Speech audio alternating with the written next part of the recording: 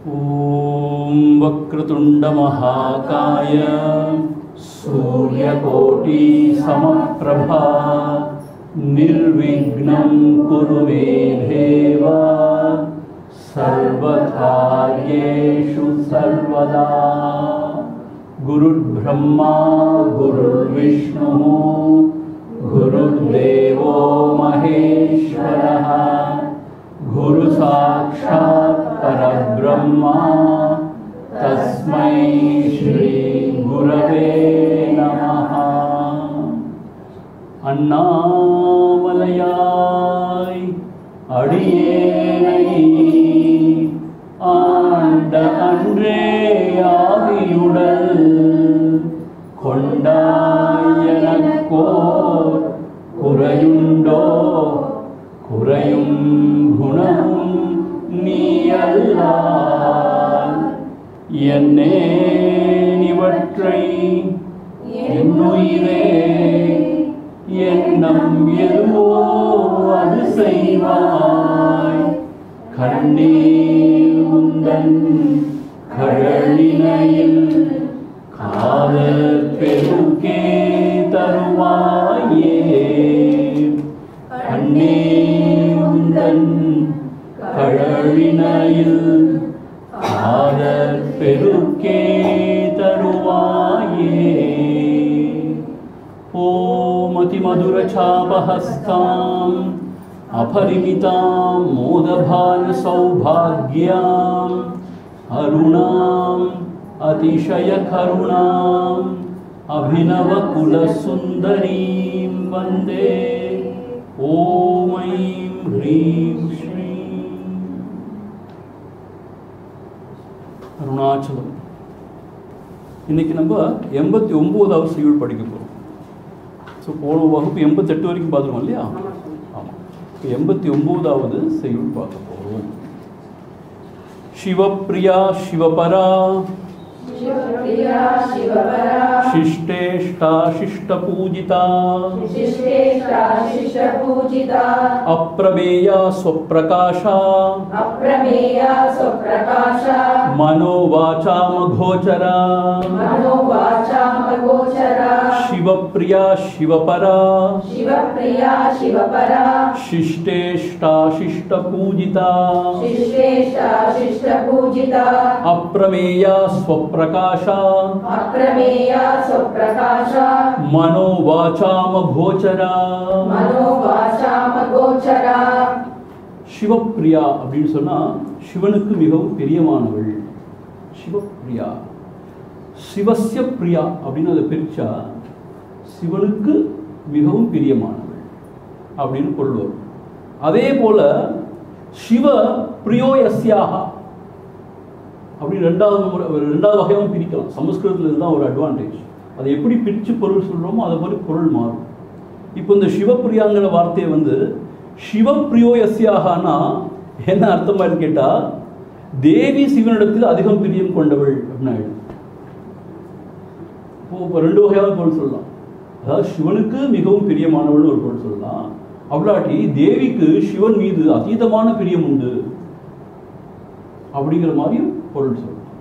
ஆக சிவப்பிரியா அப்படின்னா இதை தவிர இன்னொரு பொருளும் இருக்கு. அதாவது சிவமான மங்கள பொருள்கள் அதிகம் நாட்டம் கொண்டவள். சிவம் சொன்ன மங்களம்னு அர்த்தம். இந்த மங்கள பொருள்களில் அதிகம் நாட்டம் கொண்டவள் அப்படின்னு சொல்லிட்டு ஸோ நம்ம பார்த்துருக்கோம் சௌந்தர்யலகரில் கூட. இப்போ அம்பாள் முன்னாடி யாராவது சிவனுடைய பெருமைகள் எடுத்து பேசி அதை இசைத்து பாடினாங்கன்னு சொன்னால் அம்பாளுக்கு பரமானந்தம். இப்போ அவளுடைய பெருமையை பாடுறதை விட அவளுடைய பதியாகி சிவனுடைய பெருமையை பாடினா அம்பாளுக்கு ரொம்ப ஆனந்தம் படிச்சிருக்கோம் சௌந்தர்யம். ஸோ அதனால் அம்பாளுக்கு சிவன் மேலே அவ்வளவு ஆசை, அவ்வளவு அன்பு. அதே போல் நம்ம படிச்சிருக்கோம், இங்கேயே லலிதா சஹஸ்ரநாமத்தை படிச்சிருக்கோம். அம்பாளுடைய புன்னகை என்கின்ற அந்த அந்த என்ன சொல்கிறது கடலில் இந்த காமேஸ்வரன் அப்படியே மூழ்கி போயிடுவார் அப்படின்னு நம்ம படிச்சிருக்கோம். ஸோ அது மாதிரி ஒருத்தர் அவ்வளவு நேசம் கொண்டவர்களாக ஒருத்தர் அவ்வளவு நேசிப்பவர்களாக இருக்கிறார்கள்ன்றது தான் சிவப்பிரியா அப்படிங்கிற வார்த்தை. சிவபரா, சிவபரான்னு எடுத்தோம்னா சிவனை பரனாக கொண்டவள். தனக்கு மேலே யாரும் இல்லைன்னு நினச்சி நிறைய பேர் வாழ்கிறோம் இல்லையா? இல்லையா? ஆனால் அம்பாள் வந்து அவள் வந்து அவ்வளோ பராசக்தியாக இருந்தால் கூட அவள் என்ன நினைக்கிறா, தன்னுடைய பதியாகிய அந்த காமேஸ்வரன், அந்த பதியாகிய அவரை வந்து இன்னும் முதன்மைப்படுத்தி, அதாவது சிவனை பரனாக கொண்டவள். சிவஹா ஏவ பரஹா யஸ்யாஹா அப்படின்னு பிரிக்கலாம். சிவனையே தன்னுடைய பரணத்துவம், சுப்ரீம், தனக்கு மேலே இன்னும் உயர்ந்தவராக அப்படி போற்றி துதிப்பவள் அப்படின்னு சொல்லிட்டு, அதே போல் இன்னொரு பொருள் சொல்லலாம், சிவஸ்ய பரா அப்படின்னு அர்த்தம். அப்படின்னா சிவனுக்கு மேம்பட்டவளாக இருப்பதும் உண்டு. நம்ம சௌந்தரர் பார்த்துருக்கோம், முதல் செய்யுள்ளையே என்ன பார்த்துருக்கோம் கேட்டால், சிவசக்தியா யுக்தோ யதி பவதி சக்த பிரபவித்தும் அப்படின்னு சொல்லியிருக்க. அப்படின்னு என்ன அர்த்தம் கேட்டால், தேவியினுடைய அந்த துணை இருந்தால் தான் அந்த சிவங்கிறதே என்ன செய்யுது, அசைவை உண்டாக்கி அது வந்து இயங்குகிறதுங்கிற மாதிரி நம்ம படிச்சுக்கணும். சிவங்கிறது என்னன்னு கேட்டால் எதுக்கு எல்லாத்துக்கும் ஆதாரமாக இருக்கிற அந்த பரம்பொருள், அதுதான் சிவம். அந்த சிவம் கூட அந்த முத்தொழில் செய்யணும்னா 3 தொழில்கள் செய்யணும் இல்லையா, படைக்கிறது, காக்கிறது, அழிக்கிறது, அப்புறம் மறைத்தல், அழுதல், 5 தொழிலும் சொல்லுவாங்க. அப்படி செயல்படணும்னு சொன்னால் அது சக்தியோட துணை கொண்டு தான் செயல்பட முடியும். அந்த சக்திங்கிற அந்த அம்பாள்னா சிவனிலேயே சலனத்தை உண்டாக்கி அவனை செயல்பட வைக்கிறான். அப்படின்னா அவனையும் ஆட்டுவிக்கிறவளாக இருக்காங்கன்னு சொல்லாங்க அப்படின்னு காஞ்சி பரமாச்சாரியன் அப்படி சொல்லியிருக்காரு. சிவபெருமான் அந்த சிவன்கிற அந்த பரம்பொருள் தத்துவத்தையே உயிர்ப்புற செய்து அது தொழிலில் ஈடுபட வைக்கிறது அம்பாள்ங்கிற மாதிரி. ஆகவே சிவனுக்கும் மேலேன்னு கூட ஒரு வகையாக சொல்லலாம். ஆனால் அம்பாள் அதை ஏற்றுக்க மாட்டான். அவள் என்ன சொல்லுவா, சிவன் தான் என்னுடைய இன்னும் தலைவன் அப்படின்னு சொல்லி பரன் அப்படின்னு சொல்லுவாள். ஸோ அந்த மாதிரி இங்கே விளக்கம் கொடுத்துருக்காரு. ஸோ சிவபரான்னு சொன்னால் சிவனை பரனாக, தனக்கு மேல் உள்ள தலைவனாக கொண்டவள் அப்படிங்கிற மாதிரி இங்கே பொருள் செய்யணும். ஸோ சிவப்பிரியா, சிவபரா, சிஷ்டேஷ்டா அப்படின்னு வருது. சிஷ்ட இஷ்டான்னு பிரிக்கணும். சிஷ்ட இஷ்டா, சிஷ்டன்னு என்ன அர்த்தம்? இப்போ நம்ம கந்த சஷ்டி கோஷம் பார்க்குறோம் இல்லையா, என்ன ஆரம்பம் எப்படி ஆரம்பம்? கந்த சஷ்டி கோஷம் சஷ்டியை நோக்க சரவண பவனா சிஸ்டருக்கு உதவும் செங்கத்தில். அது நிறைய பசங்க கேள்வி பண்ணுவாங்க, ஓ சிஸ்டருக்கு மட்டும் தான் உதவி செய்வாங்க. நமக்கு தெரிஞ்சது அவ்வளோதான், சிஸ்டருக்கு அங்கேயும் சிஸ்டருங்கிற வார்த்தை வருது. ஸோ நானும் யோசிச்சது, சிஸ்டர்னா என்ன அர்த்தம்னு கேட்டால் இங்கே ரொம்ப அதுக்கான விளக்கத்தை கொடுத்துருக்காரு. இன்னைக்கு உரையாசிரியர் சிஸ்டர்னா யார் அப்படின்னு கேட்டால் உரையாசிரியர் என்ன சொல்கிறாருன்னா, குருமுகமாக நல்வழி போதிக்க பெற்றவர்களும் குருவால் பண்படுத்த பெற்றவர்களும் தெய்வீக வாழ்க்கை முறையின் கட்டுப்பாடுகளுக்கு அடங்கி நடப்பவர்களான சிஸ்டர்கள். குருமுகமாக உபதேசம்லாம் பெற்று பண்படுத்தப்பட்டவர்கள். ஸோ குரு காமிக்கிற வழியிலேயே செல்பவர்கள், அவர் தான் இங்கே சிஸ்டர்கள்னு பேர். அப்போ சிஷ்ட இஷ்டானா அப்படிப்பட்ட அந்த சிஸ்டர்கள் இவள் மீது மிகவும் பிரியமாக இருந்து அவளை அப்படி வழிபடுகிறார்களாம். இந்த சிஸ்டர்களுக்கு ரொம்ப இஷ்டமானவளாக இருக்கிறார். அந்த சிஷ்ட இஷ்டா, அந்த மாதிரி சிஸ்டர்களுக்கு இஷ்டமாக இருக்கக்கூடியவள். அது மாத்திரம் கிடையாது, இன்னொரு பொருள் பார்த்தா அப்படிப்பட்ட சிஸ்டர்களை இவளுக்கு இஷ்டம். அப்படி யாராவது நல்ல குருமுகமாக உபதேசம் பெற்று பண்பட்டு நல்ல வாழ்க்கை நடத்தினாங்க, தெய்வீக வாழ்க்கை நடத்தினா அவங்க மேல் இவளுக்கு பிரியமா. ஸோ சிஷ்ட இஷ்டான்னு சொன்னால் அந்த மாதிரி சிஸ்டர்களுக்கு மிகவும் பிரியமானவள் ஒரு பொருள். அதே போல் அந்த மாதிரி சிஸ்டர்களை தன்னுடைய இதயத்திற்கு மிகவும் நெருக்கமானவர்களாக கருதுபவள் அப்படின்னு சிஷ்டேஷ்டா அப்படின்னு பொருள் சொல்லலாம். இப்போ சிஷ்டா அப்படின்னா இன்னொரு பொருள்னா வேள்வின்னு ஒரு பொருள் இருக்கும் சிஷ்டான்னு சொன்னால். ஆக பரம்பரையாக வந்ததும் வேதத்தில் கூறப்பட்டதுமான ஆச்சாரங்களில் ஈடுபாடுள்ளவர்கள் சிஷ்டர்கள். ஸோ இப்படி ஒரு கருத்து சொல்லப்படுது. குருமுகமாக உபதேசம் பெற்று நல்வழியில் வாழ்க்கை நடத்துவர் சிஸ்டர்கள் பார்த்தோம். இங்கே வேள்வி எல்லாம் பற்றி அறிந்து வேள்வி, அதாவது அந்த மாதிரி வேதம் கூறும் அந்த வேள்விகளை செய்து வாழ்பவர்கள் அவர்கள் சிஷ்டர்கள். அவர்கள் தான் தேவிக்கு இஷ்டர்கள் அப்படிங்கப்பட்டு நெருங்கிய தொடர்புள்ளவர்கள். சிஷ்டாகா இஷ்டாகா எஸ்யா சா அப்படின்னா அப்படிப்பட்ட சிஸ்டர்கள் இருக்காங்களே அவர்களை அம்பாளுக்கு மிகவும் விருப்பம், மிகவும் பிடிக்கும். அதான் சிஷ்ட இஷ்டா. சொன்ன மாதிரி 2 வகையாக பொருள் சொல்லலாம். எப்படி பிரிக்கிறோமோ அதை பொறுத்து. அப்படிப்பட்ட சிஸ்டர்களுக்கு மிகவும் பிரியமானவள் அம்பாள், அப்படி ஒரு பொருள் சொல்ல. இன்னொன்று, அந்த மாதிரி சிஸ்டர்களை மிகவும் விரும்புபவள். ஸோ யார் வந்து குரு வழியில் குரு சொல்கிற மாதிரி உபதேசம் சொல்கிற குருவோட உபதேசப்படி வாழ்கிறாங்களோ, நல்ல தெய்வீக வாழ்க்கைனா அவங்கள அம்பாளுக்கு ரொம்ப பிடிக்கும், அவர்களுக்கு வேண்டியதெல்லாம் செய்வாள் அப்படிங்கிற மாதிரி எனக்கு புரிஞ்சுக்கலாம். சிஷ்ட இஷ்டா. அதுக்கு அடுத்தது சிஷ்ட பூஜிதா. அப்புறம் அந்தபடி சிஸ்டர்கள் இருக்காங்க இல்லையா, சிஸ்டர்கள் யார்? நான் இப்போ சொன்ன மாதிரி வேள்விகள்லாம் செய்து கொண்டு குருவினுடைய உபதேசப்படி வாழ்பவர்கள், அவர்களால் பூஜிக்கத்தக்கவள், பூஜிக்கப்படுபவள். சிஷ்ட பூஜிதா. அப்படிப்பட்ட சிஸ்டர்கள் அவளை எப்பொழுதும் வணங்குகிறார்கள். சிஷ்டாக பூஜிதா யஸ்யாக. அப்படிப்பட்டவர்கள் வணங்கப்படுபவளாகவும் இருக்கிறாள் அப்படின்னு சொல்லி. ஸோ சிவப்பிரியா, சிவனுக்கு மிகவும் பிரியமானவள். அது மாத்திரம் இல்லை, அவளுக்கும் சிவன்னா ரொம்ப பிரியம். சிவபரா, சிவனையே தன் தலைவனாக கொண்டவள், அவனுக்கு மேலே யாரும் கிடையாதுன்னு நினைப்பவள்.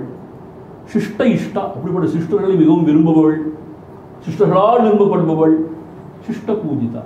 அப்படிப்பட்ட சிஷ்டர்கள் எப்பொழுதும் அவளை வழிபடுபவளாக இருக்கிறாள். அதான் சிஷ்ட பூஜிதா. அப்புறம் அடுத்த வழியில் பாருங்க, அப்ரமேயா ஸ்வப்பிரகாஷா மனோவாச்சாம கோச்சரா. How beautiful. சி, இதெல்லாம் வந்து வேதாந்த பரமாக பார்த்தோம்னா ரொம்ப அற்புதமாக இருக்கு. அப்ரமேயா, அவளுக்கு வந்து ஒரு ஒப்புவமை சொல்ல முடியாது.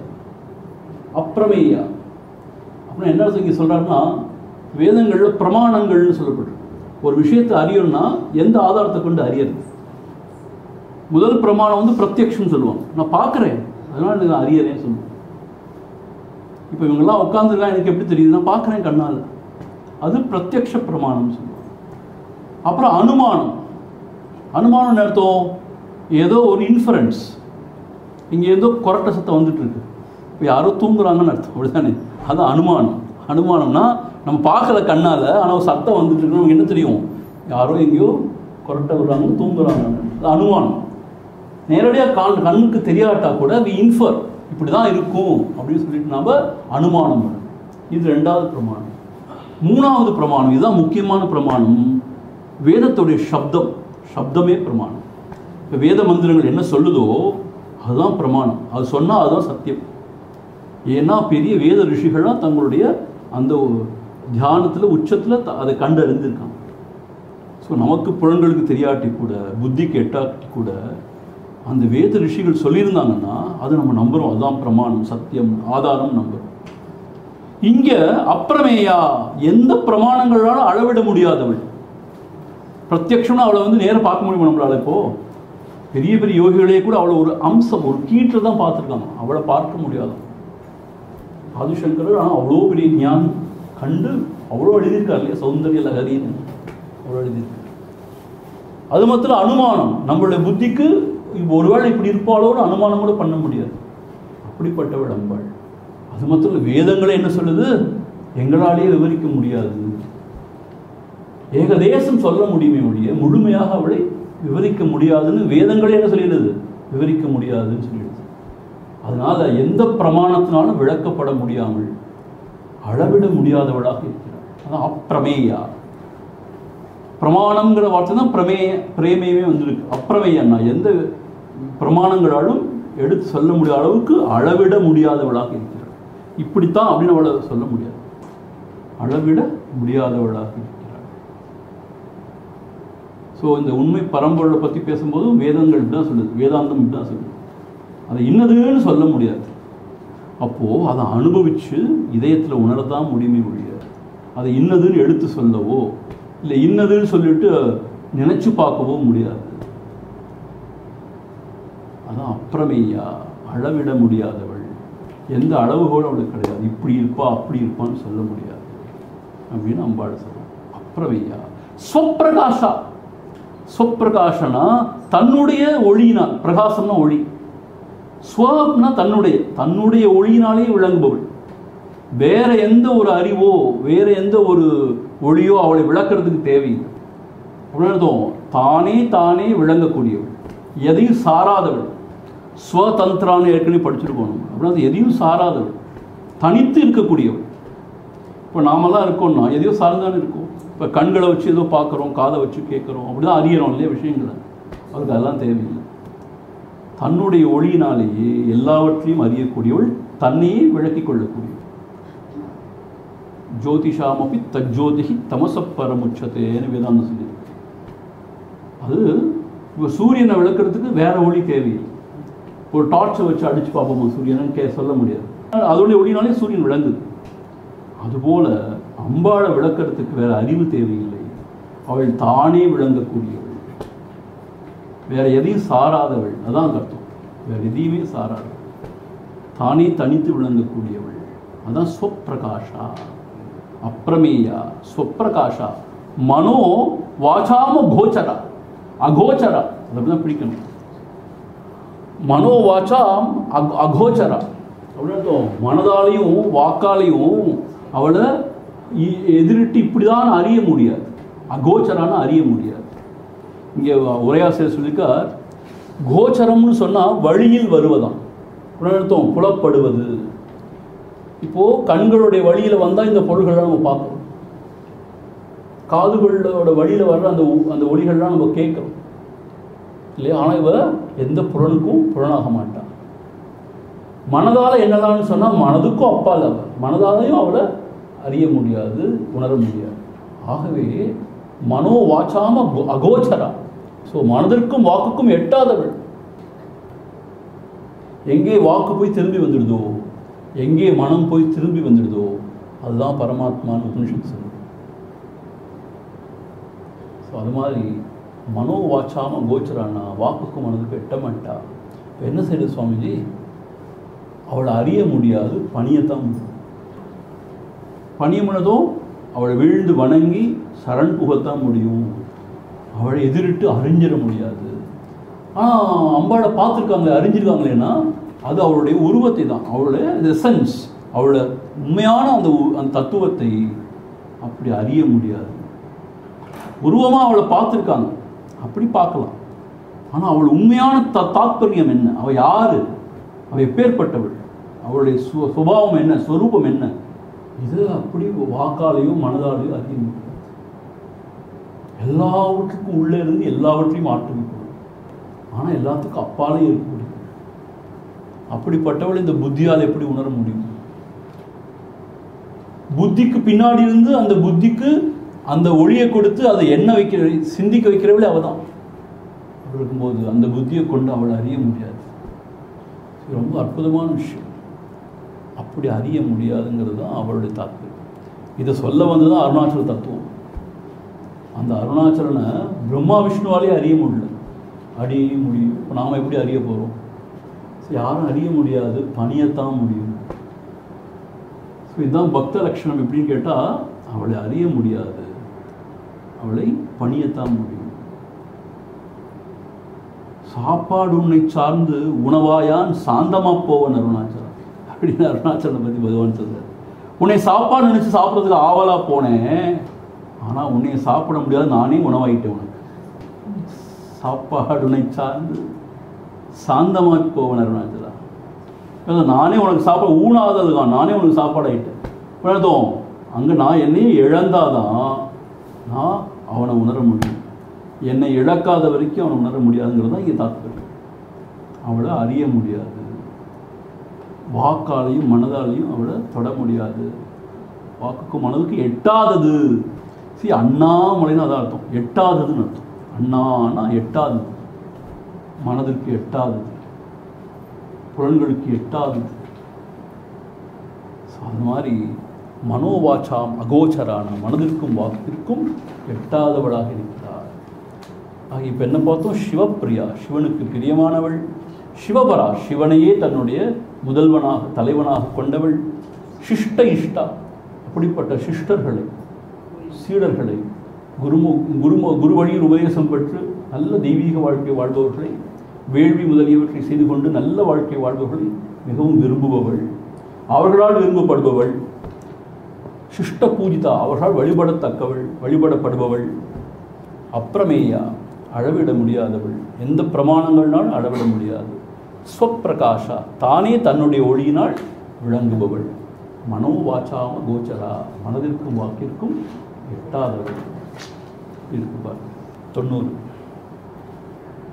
சிச்சக்தி சேதனா ரூபா चिच्चक्तिश्चेतना रूपा जडशक्तिर्जडात्मिका जडशक्तिर्जडात्मिका गायत्री व्याहृति संध्या गायत्री व्याहृति संध्या द्विजवृन्दनिषेविता द्विजवृन्दनिषेविता चिच्चक्तिश्चेतना रूपा जडशक्तिर्जडात्मिका चिच्चक्तिश्चेतना रूपा जडशक्तिर्जडात्मिका गायत्री व्याहृति संध्या द्विजवृन्दनिषेविता गायत्री व्याहृति संध्या द्विजवृन्दनिषेविता चित् शक्ति ஞான சக்தி வடிவினால் சித்துனா ஞானம்னு பார்த்துருக்கோம் சத் சித் ஆனந்தம் அதில் வர சித்துனா என்ன அர்த்தம் அறிவு பூரண அறிவு ஞானம் சித் சக்தி அப்படின்னு சொன்னால் ஞான சக்தி வடிவினள் ஞானமே வடிவான தேவியிடம் சில சமயம் ஞானம் சக்தியாக தனித்து புலப்படும் அப்படிங்கிற ஒரே ஆசிரியர் சொல்றார். அந்த ஞான சக்தியாக இருப்பவள் தேவி இதுகாரும் அறியாத பொருளை முன்னமே அறிந்த வேறொரு பொருளை அதற்கு உமையாக்கி விளக்கப் பெறுகிறோம். அதாவது இதுகாரும் அறியாத பொருளை என்ன செய்கிறோம், வேற ஒரு அறிந்த பொருளை ஓமையாக்கி இந்த பொருளை அறிந்துக்கும் இல்லையா. எப்படி இருக்கும் அது, பூசணிக்காயை போல இருக்கும் சொல்லுவோம். பூசணிக்காய் நமக்கு தெரியும் எல்லாருக்கும். ஸோ பூசணிக்காய் போல இருக்குமா, சரி சரி அப்படி தெரியாத பொருளை தெரிஞ்சுக்க என்ன செய்யணும், இன்னொரு பொருளை ஓமையாக்கி இது இப்படிப்பட்டது அப்படின்னு சொல்லுவோம் இல்லையா. இப்படி அப்படி ஓமானம் கூறுவதை சித் சக்தி என்பர். சில ஆச்சாரியர்கள் என்ன செய்கிறாங்கன்னா, இந்த பாஸ்கராச்சாரியர் போன்ற ஆச்சாரியர்கள், இந்த இலக்கணம் வகுத்த பாணினி போன்றவர் என்ன சொல்கிறாங்கன்னா, அப்படி உபமானம் கூறுவதை சித் சக்தி என்பர். அந்த விளக்கப்படி தேவி உமையால் ஏற்படும் அறிவாக விளங்குகிறாள். ஸோ இதுக்கு ஒரு அற்புதமான ஒரு ஞானம் தேவைப்படுது. எதுக்கு, ஒரு விஷயத்தை விளக்கிறதுக்கு இன்னொரு விஷயத்தை ஓமானமாக ஆப்டாக சொல்கிறதுக்கு. ஸோ ஒரு ஸ்பெஷல் கான்டெக்ஸ்டில் அப்படிப்பட்ட சக்தியை சிட் சக்தின்னு சொல்கிறாங்க. ஒரு விஷயத்தை விளக்கிறதுக்கு ஒரு ஓமானம் கூறி அப்ராப்ரியேட்டாக சரியான ஆப்டான ஓமானம் கூறி இந்த விஷயத்தை விளக்குறோம் இல்லையா, அது அந்த அந்த ஞானத்தை இங்கே சிட் சக்தின்னு சொல்கிறாங்க இந்த கான்டெக்ஸ்டில். அப்படிப்பட்ட சிட் சக்தியாக விளங்குபவள். இப்போ சில பேர் இருக்காங்க, பைத்தியக்காரத்தான் உதாரணம் கொடுப்பாங்க, என்னத்தையாவது சொல்லுவாங்க என்னத்தோடு ஒப்பிட்டு, பார்த்தா அது நமக்கு புரிப்படாது, சரியாக வராது. ஆப்டாக சரியாக சொல்லணும். இந்த ரமண கீதைன்னு ஒன்று படித்தோம், காவியகண்ட கணபதி முனி தொகுத்தது. பகவான்கிட்ட கேட்டு, பகவான் ரமண மகர்ஷிகிட்ட கேட்டு நமக்கு எடுத்து சொல்கிறார். அதில் ஒரு இடத்துல சொல்கிறார், என்ன சொல்கிறாருன்னு கேட்டால், இரவில் நிலா வருது, அது எல்லாரும் பார்க்கக்கூடியதாக இருக்குது. ஸோ நில ஒளியில் எல்லாம் விளங்குது, அது ஓகே. இப்போ பகலில் என்ன ஆகுது, சூரியன் வந்த உடனே சூரியன் தான் பிரகாசமாக விளங்குறான். நிலா என்ன ஆகிடுது, இல்லாமல் போயிடல, இருக்கு, அதனுடைய ஒளி இருக்கு, ஆனால் அதுக்கு பிரயோஜனம் இல்லாமல் போயிடுது. கரெக்டாக அதே போல் என்ன சொல்கிறாங்க பாருங்கள், இது எதுக்கு ஓமானமாக கூறாருன்னா, இதை ஓமானமாக சொல்ல போகிற ஏதோ ஒரு விஷயத்துக்கு, இப்போ அரிய விஷயத்துக்கு ஓமானம் சொல்ல போகிறார். என்ன சொல்கிறான்னு கேட்டால், இப்போ நம்ம சாதாரண இந்த உலகத்தில் புலன் வழியாக மனது ஊடாக நம்ம விஷயத்தை அறிகிறோம் இல்லையா, இது நில ஒளியில் விஷயத்தை அறிகிற மாதிரி. இப்போ இந்த ஆன்ம ஞானம் ஏற்பட்டுடுச்சுன்னா, அந்த பரஞானம் ஏற்பட்டுச்சுன்னா, எப்படி சூரியன் வந்த மாதிரி அவனோட ஒளியில் எல்லாம் பிரகாசமாயிடும். அப்போ என்ன ஆயிடும் கேட்டால், எல்லாம் ஒரே படித்தா ஆன்மஸ்வரூபமாக விளங்குமா. அப்பையும் நிலா இருக்கு, நில ஒளி இருக்குங்கிற மாதிரி மனம் இருக்கு, மனம் உணர்த்தக்கூடிய உணர்வுகளும் இருக்கு, ஆனால் அதுக்கு அர்த்தமே இல்லாமல் போயிடும் அப்படின்னு விளக்குறார். ஐ வாஸ் ஸோ வண்டர்ஸ்ட்ரக், எப்படி அழகாக விளக்கியிருக்காருன்னு சொல்லிட்டு. ஏன்னா இந்த விஷயத்தை விளக்க ரொம்ப கஷ்டம். என்ன கஷ்டம், ஆத்மஞானம் உண்டான பிறகு எல்லாம் ஒருபடித்தான் விளங்குது, அதே சமயத்தில் மன உணர்வு சொல்லக்கூடிய இந்த காட்சிகள் விளங்குது. இது எப்படா சாத்தியம் அப்படின்னு கேட்டால், அதுக்கு உதாரணமாக சொல்கிறார். இப்போ மனது ஊடாக மாத்திரம் ஒருத்தன் பார்த்துட்டே இருந்தான்னா அவனுக்கு இந்த விவகாரமான இந்த பேதங்களான இந்த உலகம் தான் தெரியும், எப்படி நிலவொளியில் பார்க்குற மாதிரி. ஆனால் ஆன்ம ஞானம் உண்டாயிடுச்சுன்னா எல்லாம் பரமா காட்சி தெரியுது அவனுக்கு. இருந்தாலும் அவனால் விவகாரமும் பண்ண முடியுது. அது எப்படின்னா சூரியன் இருக்கும் பொழுது சந்திரனும் இருக்கு, அதனுடைய ஒளி இருக்கு, ஆனால் அது பெரிய பிரகாசமாக இல்லை, அடிபட்டு போகுது இல்லையா? சூரிய ஒளி சந்திர ஒளி அடிபட்டு போகுது. ஸோ அந்த ஆத்ம ஞானம் வந்த பிறகு எல்லாம் பரமா தெரியும் பொழுது அந்த மன உணர்வால் ஏற்படுற உலக காட்சிகள் அடிபட்டு போயிடுது, அர்த்தம் இல்லாமல் போயிடுது அப்படின்னு சொல்றாரு. இப்படி சொல்றதுக்கு எப்படிப்பட்ட ஒரு ஞானம் வேணும்? இது ஒரு ஞான சக்தி, தனியான ஞான சக்தி. இதைத்தான் இங்கே சொல்றாரு. சிச்சக்தி அப்படின்னா அந்த மாதிரி ஞான சக்தி வடிவனாக இருக்கா? ஒரு விசேஷமான ஞானம் தேவைப்படுது. இந்த மாதிரி நுணுக்கமான விஷயங்களை விளக்கங்களை எடுத்து சொல்றது, அது இன்னொரு விஷயத்தோடு ஓமானமாக கூறி அதை விளக்கிறதுக்கு அப்படி ஒரு சக்தி தேவை. அப்படிப்பட்ட சக்தியாக இங்கே விளங்குறா. பாஸ்கராச்சாரியர், இலக்கணம் வகுத்த பாணினி, இவர்கள் அப்படி உபமானம் கூறுவதை சிற்சக்தி என்பர். அந்த விளக்கப்படி தேவி ஓமையால் ஏற்படும் அறிவாக விளங்குகிறாள். ஓமையால் ஏற்படும் அறிவாக விளங்குகிறாள். ஆகவே இங்கே சிற்சக்தின்னா பொதுவாக ஞான சக்தி வடிவம்னு சொன்னால் கூட இப்படி ஒரு விசேஷமான ஞான சக்தியாகவும் அவள் வெளிப்படுகிறாள் என்பதை ஒரே ஆசிரியர் சொல்லியிருக்கார். சரியா? சேத்தனா ரூபா. சேத்தனா ரூபான்னு என்ன அர்த்தம்னு கேட்டால், இப்போ ஜடம்னு சொல்கிறோம் இந்த உலகத்தில். இப்போ இந்த சேர், இந்த பெஞ்ச், இதெல்லாம் ஜடம் சொல்கிறோம். ஆனால் நான் சேத்தனன். எனக்கு சேத்தனான்னு அர்த்தம் அறியக்கூடிய தன்மை இருக்குது எல்லாவற்றையும். அந்த சேருக்கோ இந்த பெஞ்சுக்கோ இந்த மைக்குக்கோ தண்ணியும் அறியாது, வேறு எதையும் அறியாது, அப்படி தானே? ஆனால் எனக்கு எல்லாத்தையும் அறியக்கூடிய சக்தி இருக்குது, என்னையும் ஓரளவு அறியக்கூடிய சக்தி இருக்குது. இப்படி அறியக்கூடிய இந்த அறிவு இருக்குது பார்த்தீங்களா, அறிவாக வெளிப்பட, அதான் சேத்தனம்னு சொல்லுவோம். ஜடம், இது சேத்தனம். கான்ட்ராஸ்டாக எதையுமே அறியாதது, இது எல்லாவற்றையும் அறியக்கூடிய. ஸோ அந்த சேத்தனம்னு என்ன அர்த்தம்னு கேட்டால், எந்த அறிவு புத்தியில் வெளிப்பட்டு எல்லாவற்றையும் அறிகிறதோ அதான் சேத்தனம். இப்போ சொப்பிரகாஷான்னு படித்தோம், அதுக்கு என்ன பொருள்னா தன்னையே விளக்கிக் கொள்ளக்கூடியவள். இங்கே சேத்தனான்னு என்ன சொல்கிறோம்? ஸ்பெஷலாக தன்னை மட்டும் அறியதில்லை, தன்னுடைய ஒளியினால் எல்லாவற்றையும் விளக்குபவள், எல்லாவற்றையும் அறிவதற்கு துணையாக இருப்பவள். அதான் சேத்தனா ரூபா. சிச்சக்தி சேத்தனா ரூபா. ஸோ சிச்சக்தின்னு அர்த்தம் அறிவு பொருளாக இருக்கா. இந்த கான்டெக்ஸ்டில் ஒரு விசேஷமான அறிவாகவும் இருக்காங்கிற மாதிரி ஒரியாசர் எடுத்து சொல்கிறார். சேத்தனா ரூபானா அது மட்டும் இல்லை, பொதுவாகவே இந்த உலகத்தில் ஒரு விஷயத்தை அறியறதுக்கு ஒரு அறிவு தேவைப்படுது. ஸோ நீங்கள் யோசிச்சு பாருங்களேன், இன்டெலிஜென்ஸ்னு சொல்கிறோம். ஒரு அறிவு இருக்குது, அதுதான் எல்லாத்தையும் அறிகிறது. அந்த அறிவு யாருடையது? எங்கேருந்து வந்தது? யோசிச்சு பாருங்க. அந்த அறிவு பெரிய விஷயம். அதை யாராலையும் ஒரு லெபார்டரியில் உண்டு பண்ண முடியாது. இப்போ ஆர்டிஃபிஷியல் சொல்கிறாங்க இல்லையா, அதெல்லாம் ரொம்ப ப்ரிமிட்டிவ். ஆனால் அந்த இன்டெலிஜென்ஸ் அந்த அறிவை எப்படி உண்டு பண்ணுறது? அதெல்லாம் உண்டு பண்ண முடியாது. ஸோ அந்த சேத்தனா ரூபா அம்பாள் தான் அப்படி இருக்கா, சேத்தனா ரூபமாக இருக்கா அப்படின்னு அர்த்தம். அவள் புத்தியில் வெளிப்பட்டு எல்லா பொருள்களையும் எல்லா விஷயங்களையும் அறிவதற்கு துணையாக இருக்கிறாள். அதான் சேத்தனா ரூபா. இப்போ அவ மாத்திரம் அகத்தில் ஒளிரலைன்னு சொன்னால் எதையுமே நம்ம அறிய முடியாது. பாருங்களேன், ஆழ்ந்த நித்திரையில் அவள் இருக்கா, இருந்தாலும் மனதில் வெளிப்படுற சேத்தனாவை வெளிப்படாதனால ஆழ்ந்த உறக்கத்தில் எதுவுமே தெரியல.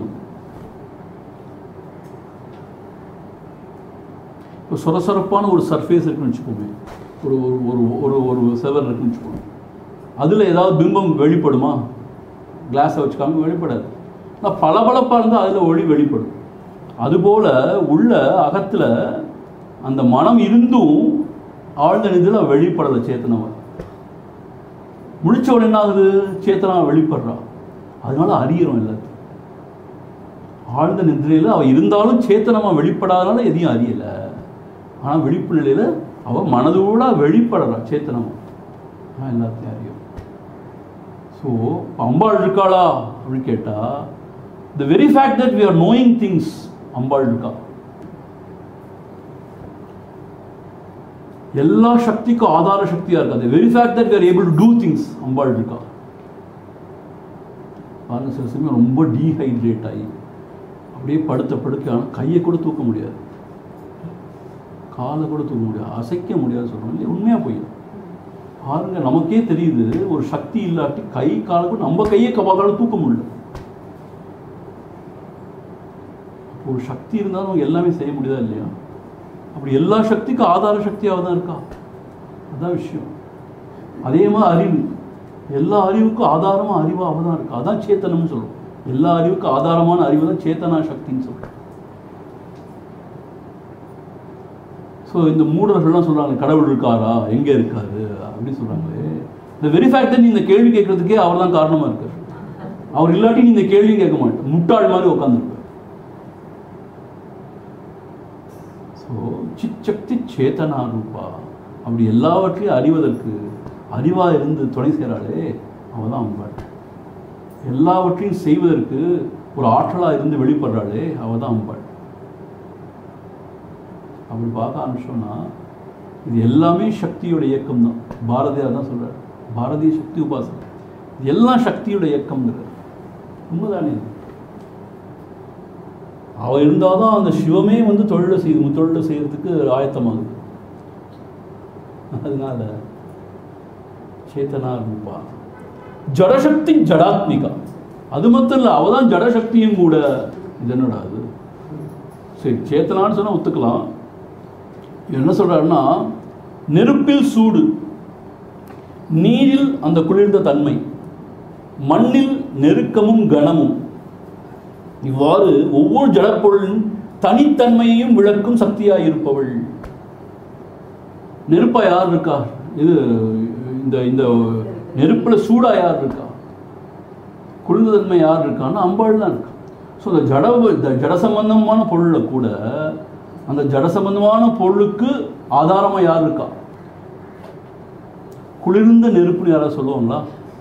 அப்போ அது நெருப்பே கிடையாது, சுடணும். அப்போ அவர் தர்மம் சுடுறது. அதே மாதிரி தண்ணீரை எவ்வளவு சூடாக்கலாம் திருப்பி அது குளிர்ந்த தன்மைக்கு வந்துடும். அதோட இயல்பு குளிர்ந்த தன்மை தான்.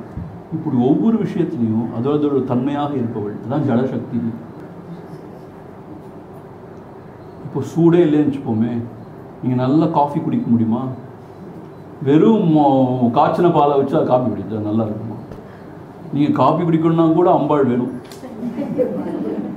நெருப்பாக இருக்கணும், சூடு பண்ணணும், பாலை காய்ச்ச உதவணும் இல்லையா? அது மட்டும் இல்லை, நாக்கு கீழே இருந்து சுவையை அறியிற உணவாக இருந்தால் தான் அந்த காஃபியை நீங்கள் ரசிக்க முடியும். இல்லை மண்ணு போல இருக்கும், மண்ணுன்னு எதுக்குன்னு தெரியாது.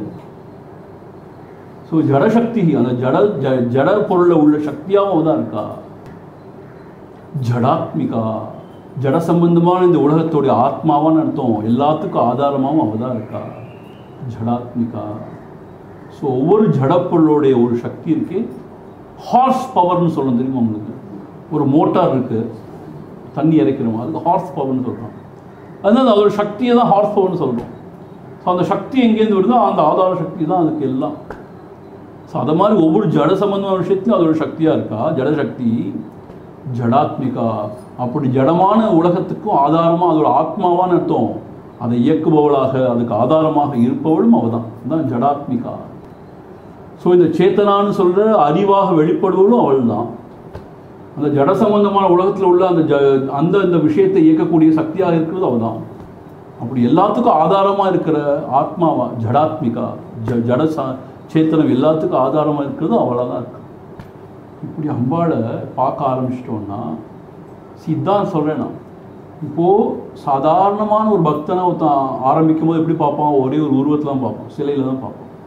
இதுதான் அம்பாள்னு சொல்லி கும்பிட ஆரம்பிப்பான். ஆனால் கொஞ்சம் கொஞ்சம் அந்த பக்தி முதிர அவனோட அறிவு கண் திறக்க அவனுக்கு எல்லாம் தெரியும். என்ன தெரிய வரும்?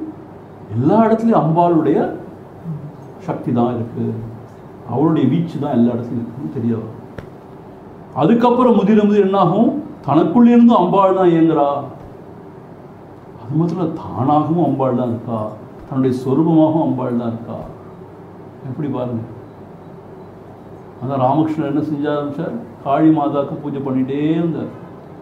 அப்புறம் போய் அந்த செடிகளில் போய் அந்த பூக்களை பறிக்கும் போது அவருக்கு அப்படியே நின்றுவார் ஸ்டன் ஆகி. ஏன்னா ஏற்கனவே அம்பாள் தான், அவளுடைய தலையில் தான் பூ இருக்குது, அவளுக்கு காட்சி தெரியுமா? உலகத்தில் எல்லாமே அம்பாள் தானே. ஸோ ஏற்கனவே அவள் தலையில் தான் பூக்கள் இருக்குங்கிற மாதிரி அவருக்கு ஒரு காட்சி தெரியுமா? இப்போ பாருங்கள் அவருடைய விஷன் எப்படி எக்ஸ்பேண்ட் ஆகிடுச்சு. இப்போ பறிக்கவே தோணாது, ஏற்கனவே அம்பாளோட தலையில் தான் பூ இருக்குது. அப்போ எதுக்கு பறிக்கணுங்கிற மாதிரி யோசிப்பார்.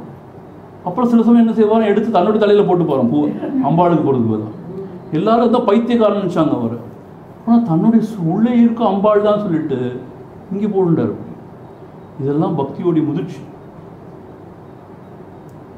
ஸோ ஒரு பக்தன் முதிர முதிர பக்தி என்ன செய்வான், எண்ணுரு யாவும் இறையுருவாம் என எண்ணி வழிபட முந்தி வர ஈசனர் பூசனை புத்தி. எல்லாத்துலேயும் பகவான் பார்க்காரு. கோயிலில் போய் அந்த அந்த உருவத்தில் மாத்திரம்தான் இல்லை, ஆகாசத்தில், காற்றுல, நெருப்பில், நீரில் எல்லாத்துலேயும் பார்க்காரு.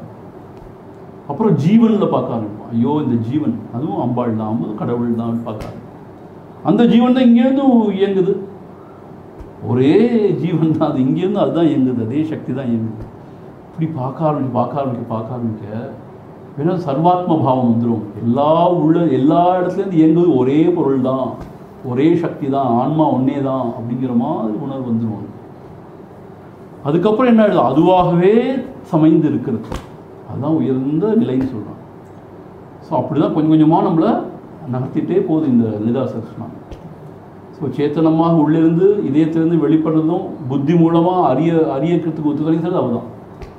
இந்த உலகத்தில் உள்ள ஜட சம்பந்தமான விஷயங்களை சக்தியாக வெளிப்படுறதும் அவதான். அது எல்லாத்துக்கும் ஆதாரமாக இருக்கிறதும் அவதான். இப்படி அம்பாள் எல்லாமாகவும் இருப்பதாக இங்கே காமிச்சு கொடுக்குறார். ஜடாத்மிகா காயத்ரி வியாஹ்ருதி சந்தியா த்விஜபிருந்த நிஷேவிதா. காயத்ரி அப்படின்னு அர்த்தம். இந்த காயத்ரி மந்திரம் சொல்கிறோம் இல்லையா, ஓம் பூர்புவஸ்ஸுஹா தத் சவிதுர்வரேண்யம் பர்கோ தேவஸ்ய தியோ யோன பிரச்சோதயாத், என் புத்தியினை பிரகாசமடைய செய்வாயாக அப்படின்னு சூரியன்ட்ட வேண்டுறது தான் காயத்ரி மந்திரம். ஸோ அந்த காயத்ரி மந்திரமாக விளங்குபவளும் அம்பாள் தான் காயத்ரி. காயத்ரி சந்தசா மாதான்னு சொல்லுவாங்க. வேத மந்திரங்களுக்கே தாயாக விளங்குபவளும் காயத்ரி, சந்தசா மாதா. அப்படி உயர்ந்த இடத்தை கொடுத்து வச்சிருவாங்க காயத்ரி.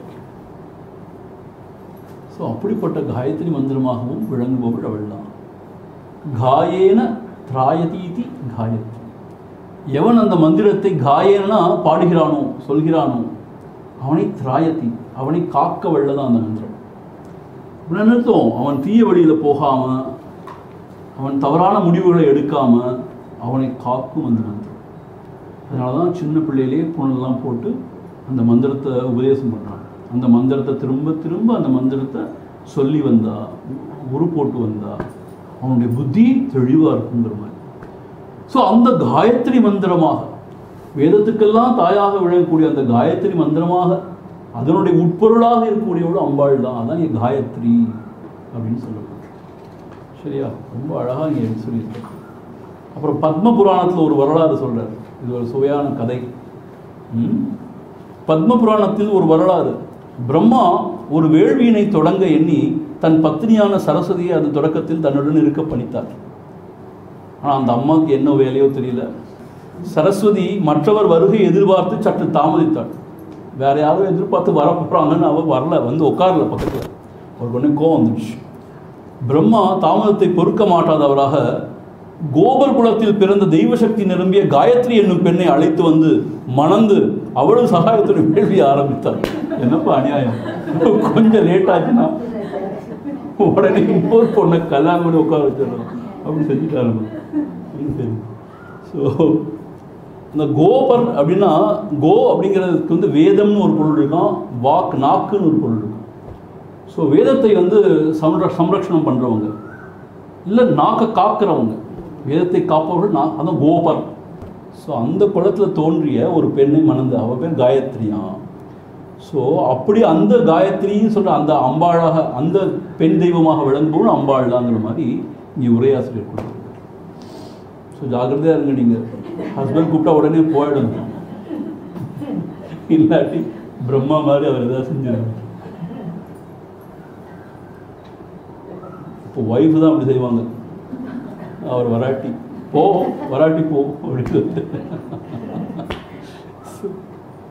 அப்படிப்பட்ட காயத்ரிங்கிற அந்த சக்தியாக விளங்குபவளாகவும் அம்பாளே இருக்கிறாள். காயத்ரி வியாஹ்ருதி சந்தியா த்விஜபிருந்த நிஷேவிதா. வியாகிருதினா என்னன்னு கேட்டால் உச்சரிப்பது அப்படின்னு இங்கே சொல்லப்பட்டிருக்கு. வியாகிருதி அப்படின்னு சொல்லிட்டு, வியாகிருதினா உச்சரிப்பது.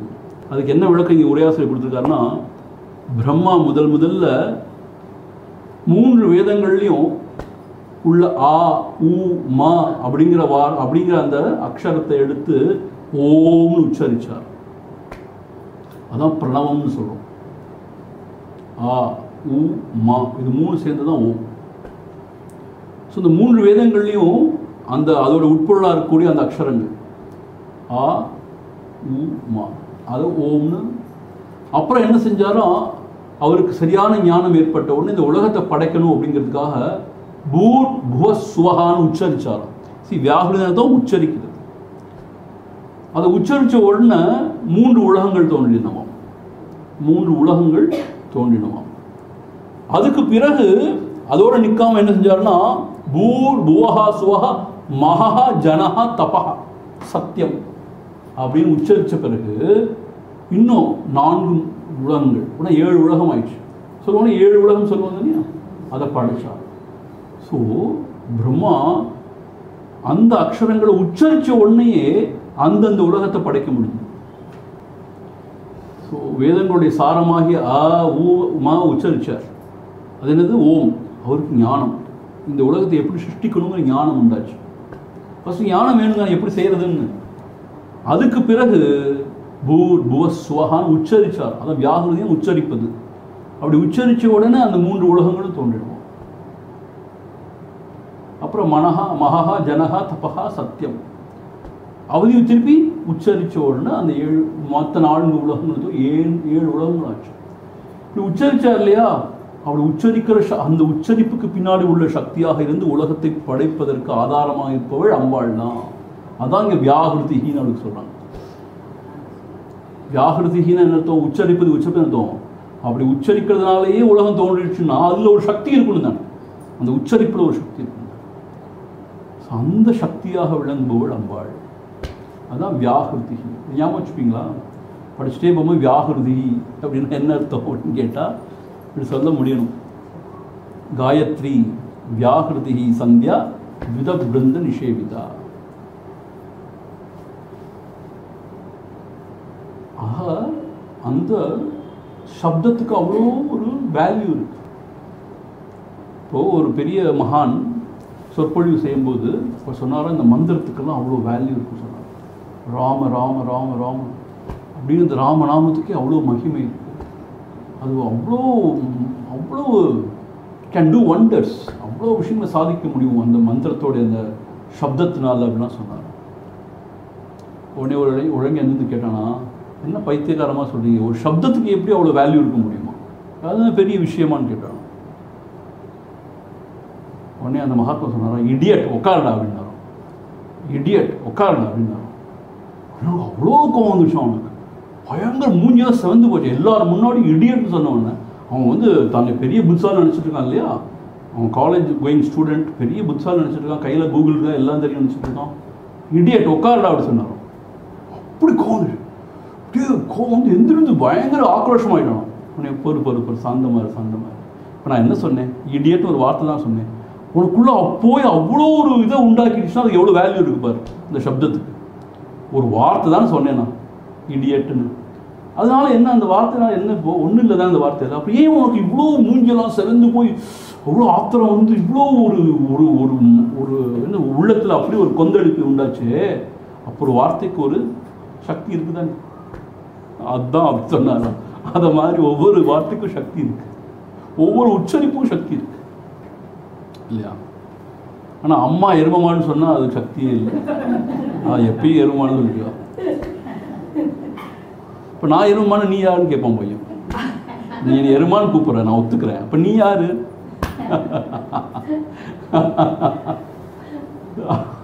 அந்த சப்தத்துக்கு அர்த்தம் இருக்கு. ஆனால் உண்மையிலேயே சப்தத்துக்கு அர்த்தம் இருக்கு. அந்த சப்தத்துக்குள்ள இருக்கிற அந்த சக்தியா யார் இருக்கா பாருங்க. பூர் புவ ஸ்வஹா அப்படிங்கிற உச்சரிப்பினாலே உலகம் உண்டாயிடுதுன்னா அந்த அந்த அந்த உச்சரிப்புக்கு பின்னாடி எவ்வளோ பெரிய சக்தி இருக்கும். ஸோ அந்த சப்தத்துக்கு பின்னாடி இருக்கிற சக்தியாக நீங்கள் நடராஜர் சிலை பார்த்துருக்கீங்க. நடராஜர் அதில் கையில் உடுக்க வச்சுருக்காரு. எதுக்கு? சப்தம். அந்த சப்தத்தை வச்சு தான் உலகத்தையே உண்டாக்குனார். இது பைபிள்லேயும் அதான் வருது.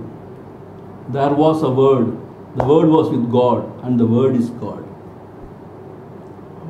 ஆச்சரியமான விஷயம்.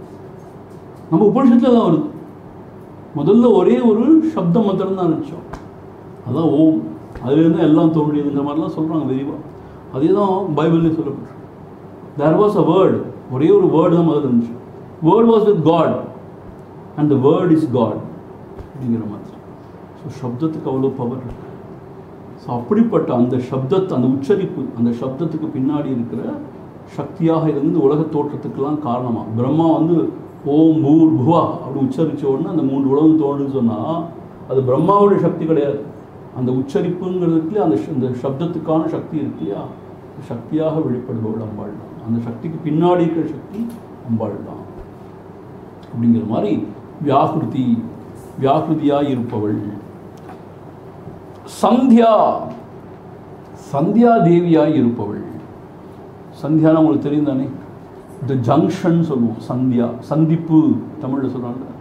இப்போ என்ன அர்த்தம்? காலையும் மாலையும் கூடுறது, அதான் சந்தின்னு சொல்லுவாங்க. சந்தி ரெண்டும் சேர்ற நேரம். இப்போ சாயங்காலத்து சந்தியான்னு சொல்லலாம். ஏன்? பகலும் இரவும் கூடி. அதே மாதிரி அதிகாலையும் சந்தியான்னு சொல்லலாம். ஏன்? இரவும் பகலும் கூடி.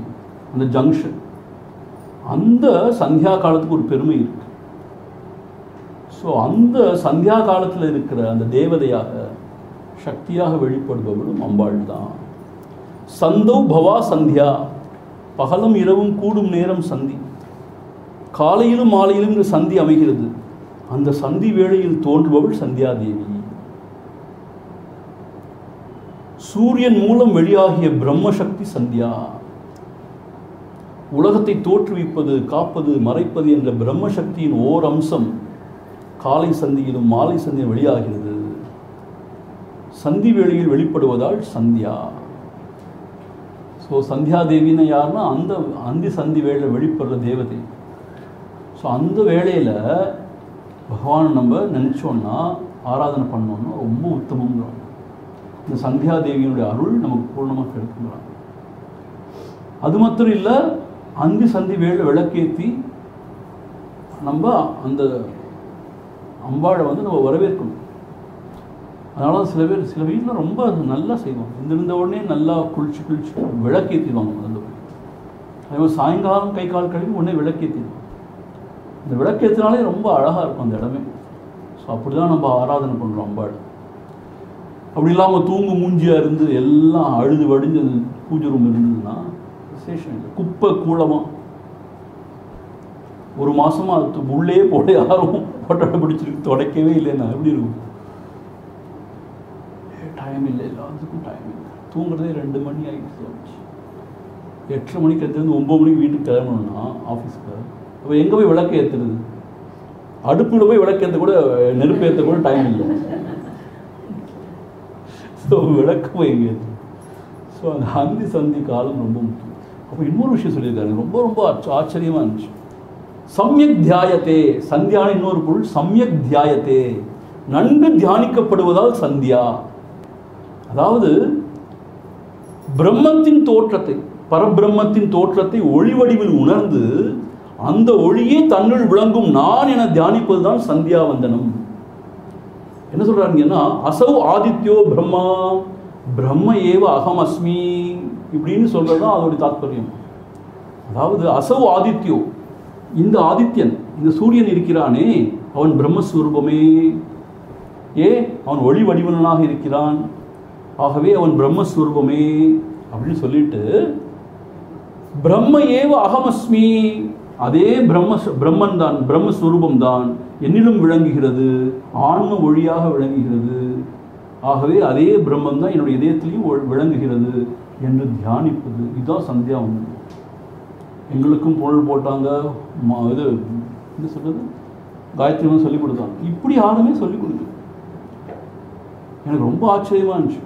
ஆனால் அதெல்லாம் நம்ம சொல்லியிருக்கோம், இந்த மந்திரம்லாம் சொல்லியிருக்கோம், அதோ மெக்கானிக்கலாக எல்லாம் சொல்லிகிட்டே போயிட்டு இருக்கும் ஒழிய, அந்த சூரிய தேவனாக வெளிப்படுகிறானே அவன் ஒளி வடிவின, அது புலனுக்கு தெரிகிற ஒளி தான், இருந்தாலும் அது பிரம்மஸ்வரூபம் அப்படின்னு நினச்சி அதே பிரம்மஸ்வரூபம் இதயத்துலேயும் அந்த ஆத்ம வழியாக கேட்கிறான் அப்படின்னு தியானம் பண்ணுறோம். இதுதான் சந்தியாவந்தனம். ஸோ தியோ யோன பிரச்சோதயாத்னா அந்த சூரிய தேவனில் இருக்கிற அந்த ஒளி இருக்கே, அந்த ஒளிக்கு ஆதாரமாக இருக்கிற ஆன்ம ஒளி, அது என்னுடைய புத்தியை பிரகாசமடைய செய்யும் அப்படிங்கிற மாதிரி அதை கொண்டு போய் நிறுத்துறார். பிரம்ம ஏவ அகமஸ்மி, அதோ தெரியும் ஆதித்யனே பிரம்மன், அந்த பிரம்மமே நான் என தியானிக்க பெறுவது சந்தியா என்னும் பிரம்மசக்தி. எப்படிப்பட்ட விஷயம் பாரு. பிரம்மா பரம்பொருளை தியானித்திருக்கும் போது அவரது தியானத்தில் ஈடுபட்ட மனத்திலிருந்து தோன்றிய பெண் சந்தியா என்னும் தேவி. இவளே அருந்ததியாகவும் பின்னர் தோன்றினாள் என காளிகா புராணம் கூறும். ஆகவே சந்தியாங்கிற ஒரு தேவதையும் இங்கே சொல்கிறோம். ஸோ அப்படிப்பட்ட அந்த சந்தியா தேவியாக இருப்பவளே அம்பாள் தான். அப்போ அந்தி சந்தி நாம் என்ன செய்யணும்? ஆண்டவனை தொழணும், அதுக்கு விளக்கேற்றி சொல்லுதோன்னு சொன்னால் அம்பாளையே நம்ம ஆராதிக்கிறோம், அவளே நம்ம அகத்துக்கு வருவா. அதுதான் விஷயம். அதே மாதிரி இந்த சிறுவர்கள் வந்து சந்தியாவந்தனம் செய்கிறாங்களே, அதுக்கு அர்த்தமே வந்து என்ன? சூரியனில் இருக்கிற அந்த அதே சக்தி தான், அதே பிரம்மம் தான் இதயத்திலையும் ஆத்மாவாக ஆன்ம ஒளியாக விளங்குகிறதுன்னு நினச்சி தியானம் பண்ணுறாங்க. ஸோ அப்படிப்பட்ட தியானம் அதுதான் சந்தியான்னு சொல்கிறார். சம்யக் தியாயத்தைன்னு சொல்கிறார் இன்னொரு பொருள். ஸோ சந்தியான்னு அப்படி அதோடைய அந்த ஒரு உட்பொருளாக இருப்பவளும் அம்பாள் தான். த்விஜ பிருந்த நிஷேவிதா. த்விஜ பிருந்த, த்விஜன்னு நம்மளுக்கு தெரியும், இரு பிறப்பாளர்கள் த்விஜன்னு சொல்லுவாங்க, 2 முறை பிறந்தவர். இப்போ சாதாரண மனிதர்கள் வந்து அம்மாவிட்டேருந்து பிறக்கிறாங்க, அது ஒரு பிறப்பு. ஆனால் அதுக்கப்புறம் இந்த உபநயனம்னு சொல்லுவாங்க, பூனெல்லாம் போட்டு அந்த மந்திர உபதேசம் பண்ண பிறகு தான் மறுமுறை பிறக்கிறான் திருப்பி. அதுதான் உண்மையான பிறப்பம். ஏன்? அந்த மந்திரத்தை தாங்கக்கூடிய சக்தி, அதை உச்சரிக்கக்கூடிய அந்த சக்தி, இதெல்லாம் அவனுக்கு உண்டாயிடுது. அதுக்கு பிறகு அவனோட அகக்கண் திறந்துடுது. அப்போ தான் அவன் 2வது பிறப்பு. அப்படிப்பட்ட துஜன்னு சொல்கிற இரு பிறப்பாளர்கள் பிருந்த, அவர்களுடைய கூட்டம், அதனால் சூழப்பட்டவள் நிஷேவிதா. என்ன அர்த்தம்? அந்தி சந்தி என்ன செய்கிறாங்க? இந்த துஜர்கள் பிராமணர்கள் என்ன செய்கிறாங்க? அந்த அம்பாளைத்தான் வணங்குகிறார்கள். ஆக ஒரே சமயத்தில் எல்லா இடத்துல இருக்கிற அந்த துஜர்கள் கூட்டம் கூட்டமாக சந்தியா காலத்திலே இதே அம்பாளை தான் வணங்குகிறார்கள், ஆராதிக்கிறார்கள். அப்படிப்பட்ட துஜர்களுடைய கூட்டத்தினால் சூழப்பட்டவளாக இருக்கிறாள். அப்புறம் இங்கே இன்னொரு அருமையான கருத்தை ஒன்று சொல்கிறார். இந்த கருத்தை எப்படி எடுத்துக்கிறதுன்னு தெரியல. அவர் என்ன சொல்கிறாருன்னா, வியாகிருதி, சந்தியா, அப்புறம் துஜ பிருந்த, இந்த 3 விஷயங்கள் வந்து 3 நிலைகளை குறிக்குது அப்படிங்கிறது. என்னது? விழிப்பு, கனவு, ஆழ்ந்த உறக்கங்கிறது. இது எப்படி எங்கே கனெக்ட் பண்ணலான்னு யோசிச்சா அது என்ன சொல்கிறாருன்னா, அதாவது வியாகிருதி என்பது பேச்சு, உச்சரிப்புன்னு பார்த்தோம் இல்லையா? அது விழிப்பில் பொறிகள் இயங்குவதை குறிக்கும். விழிப்பு நிலையில் பொறிகள்னா அந்த நம்மளோட புலன்கள் இயங்குவதை குறிக்கிறதா அந்த வியாகிருதிங்கிற பேச்சு. ஸோ அது விழிப்பு நிலையை குறிக்குதுங்கிறது. சந்தினா ஜங்ஷன் தானே. அப்போது ஆழ்ந்த நிதிரையும் இல்லை, ஒரு விழிப்பும் இல்லாத நடுவில் 2 கட்ட நிலை இருக்குல்ல. ஸோ அதை தான் சந்தியா குறிக்குங்கிறது. அப்போது கனவை குறிக்கிறதுங்கிறது. சந்தியாங்கிறது கனவை குறிக்கிறது. சரி, இந்த துஜ பிருந்த நிஷேவிதா எப்படி ஆழ்ந்த உறக்கத்தை குறிக்கும் அப்படின்னு கேட்டால், துஜங்கிறதுக்கு ஒரு பொருள் சொல்கிறாரு. பறவைக்கும் துஜன்னு சொல்லுவாங்க. என்னப்பா அது பறவைக்கு ஏன் துஜன்னு சொல்கிறாங்க கேட்டால், அது முதல்ல முட்டை போடுதான், முட்டையிலேருந்து குஞ்சா இருக்கும். ஸோ 2 முறை பிறகு தான் அதுவும் சொல்கிற, ரொம்ப அழகாக விளக்கியிருக்காரு. ஸோ பறவைக்கும் துஜன்னு பேர் உண்டு. ஏன்னா அது முட்டை போட்டு முட்டையிலேருந்து அப்புறம் குஞ்சா வெளியே வருது. ஸோ 2 முறை அம்மாவோட வயதில் முட்டையாக வருது, அப்புறம் முட்டையிலேருந்து குஞ்சா வருது. அதுதான் துஜவம். ஸோ அந்த பறவைகள் எல்லாமே கடைசியில் எவ்வளோ தான் வெளியில் சுற்றினாலும் போய் தூங்க தான் பார்க்குது, கூட்டில் போய் அடைய தான் பார்க்குது. அதே போல் ஜீவர்கள் எல்லாம் என்ன தான் சேஷ்டை பண்ணாலும் தூங்க தான் பார்க்குறாங்க. ஆனால் இந்த ஜங்கிற வார்த்தை வந்து ஆழ்ந்த நித்திரையை குறிக்கூடியதாக இருக்கிறது அப்படின்னு சொல்லு. அந்த 3 நிலைகளிலும் ஜீவர்களால் தன் ஆசிரியமாக தான் சாரும் பொருளாக உணரப்பெறும் ஆத்மஸ்வரூபமாய் இருப்பவள் அப்படிங்கிற ஒரு பொருளும் இருக்குது. ஸோ இந்த 3 நிலையை சொல்லிட்டு 3 நிலைக்கு ஆதாரமாக இருப்பவள் ஆத்மஸ்வரூபியாக இருப்பவள் இங்கே த்விஜ பிருந்த நிஷேவிதான்னு சொல்லலாம் அப்படிங்கிற மாதிரி சொல்லி. ஸோ இது ரொம்ப அழகான ஒரு இதாக இருக்குது. இந்த ரொம்ப என்ன சொல்கிறது, ரொம்ப அர்த்தம் புரிந்த ஒரு ஒரு ஒரு ஸ்லோகமாக இருப்பார். சித் சக்தி ஞான வடிவங்கள், ஞான சக்தியாக வெளிப்படுபவள். சேத்தனா ரூபா, அது மாத்திரம் இல்லை, எல்லாவற்றையும் அறியக்கூடிய அந்த சேத்தனா அப்படிங்கிற அறிவாக வெளிப்படுபவள். அந்த சித் சக்தி அப்படின்னு அந்த சித்துன்னு சொன்னால் அது பூர்ண நல்லறிவு, அதை வச்சு அவள் தன்னையே விளக்கிப்பா. ஆனால் சேத்தனானா அது மனதால் வெளிப்படும் பொழுது எல்லாவற்றையும் அறியக்கூடிய ஒரு ஒளியாக, ஒரு அறிவாக. அப்படியாகவும் இருக்கா. அது மாத்திரம் இல்லை, ஜட சம்பந்தமான விஷயங்களில் சக்தியாக வெளிப்படுறவ யாருன்னா அவள் தான். உதாரணத்துக்கு நெருப்புலேருந்து சூடாக வெளிப்படுறா. அந்த மாதிரி ஜடாத்மிகா, எல்லா ஜட சம்பந்தமாக உலகத்துக்கும் ஆதாரமாக அதோடைய உருவாக இருப்பவளும் அம்பாள் தான். காயத்ரி மந்திரத்திலேயே ரொம்ப மேன்மையான மந்திரமாக இருப்பவள் அவள் தான். அந்த மந்திரத்தை உச்சாரணை பண்ணுறோமே, அந்த உச்சாரணை பண்ணுறதுலேயே ஒரு சக்தி இருக்கே, இந்த வியாகிருதி, அந்த சக்தியாக வெளிப்படுவது அம்பாள். அதே மாதிரி சந்தியா காலத்தில் அருமையான ஒரு மனதை அடங்க செய்யும் ஒரு சக்தியாகவும் வெளிப்படுவதும் அம்பாள் தான். சந்தியா காலத்தில் மனம் ஒடுங்கும். நீங்கள் பார்த்தா அவங்களுக்கு தெரியும். அதனால தான் பெரியவங்க அந்த சந்தியா அவ்வளோ முக்கியத்துவம் கொடுக்குறாங்க. ஏர்லி மார்னிங் 4-5 மணிக்கு மனசு அதுக்கு நல்லா தூங்கியிருக்கணும் முதல்ல. அதுதான் விஷயம். ப்ராப்ளம் என்னன்னு நிறைய தூக்கம் வர மாட்டேங்குது. நிறைய பேர் டிஸ்டர்பான தூங்கினாங்கன்னா அவங்களால சந்தியா காலத்தை ரசிக்க முடியாது, அந்த மாதிரி மன அமைதி உணர முடியாது. 2 விஷயம் நான் சொல்கிறேன் உங்களுக்கு, என்னோடய அனுபவத்துலேருந்தே சொல்கிறேன். அடிக்கடி ஸ்லீப் டிஸ்டர்ப் ஆச்சுன்னு சொன்னால் சந்தியா காலத்தை என்ஜாய் பண்ண முடியாது, தூக்க கலக்கமாக தான் இருக்கும். 2வது சில மெடிசின்ஸ் நிறைய பேர் சாப்பிட்றாங்க இல்லையா, அதெல்லாம் ட்ரௌசினஸ் உண்டாக்குற மெடிசின். அது சாப்பிடும்போது காலையில் விழிப்பு நிலையில் இருக்க முடியாது. டல் ஸ்டேட்டுக்கு மைண்டு போச்சுன்னா என்ஜாய் பண்ண முடியாது, தூங்க தான் தோணும். ஆனால் சந்தியா காலத்தை என்ஜாய் பண்ணால் சீக்கிரமாக தூங்கி, நல்லா தூங்கி, ஆழமாக தூங்கி, இந்த டிஸ்டர்பன்ஸ் இல்லாமல் ஹெல்த்தியாக இருந்தால் சந்தியா காலம் அருமையான காலம். அதே மாதிரி சாயங்காலமும் அது அந்த இருட்டுற சமயம் இருக்குது பார்த்தீங்கன்னா, அது ரொம்ப அருமையான தியானத்துலாம் உட்காந்து பாருங்கள், நல்லா இருக்கும். நம்ம அப்போ போய் அநியாயத்துக்கு அந்த சீரியலை பார்த்துருக்கோம். சந்தியா காலம் ரொம்ப அருமையான காலம். த்விஜ பிருந்த நிஷேவிதா அப்படின்னா 2 பிறப்பாளர்கள் கூட்டத்தால் சூழப்பட்டவள், அப்படி வழிபடப்பட்டவள். அடுத்தது படிப்போம், நான் அடுத்த முறை பார்ப்போம்.